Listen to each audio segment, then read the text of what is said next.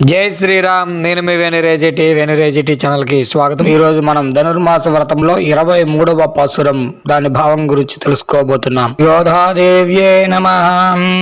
ఆరిమళై ముంజత్ మన్నిక్కెడందరందుం வீரியசிங்கமணி with தீவித்து வேரிமயிர் பங்க வெப்பாடும் பேருந்தரே மூரினி மண்டி முள்ளங்கி புறப்பட்டு போதுப்போலே நீ புவை போவண்ணா உன் கோயில் நின்றிங்கே பந்தருளே அப்படிய சிறிய சிங்காசனத்தறிந்து ஏம்பந்து కార్యమారాయనందురేళో రింబావాయ్ తిరువడగలే శరణం.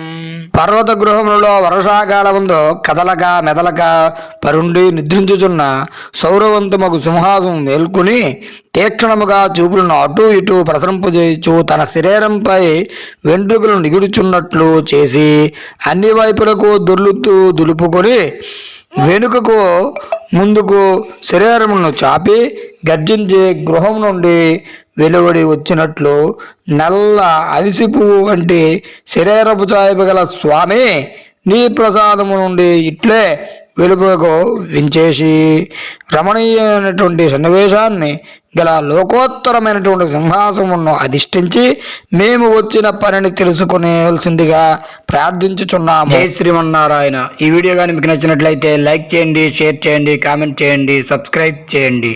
శుభం. జై హింద్.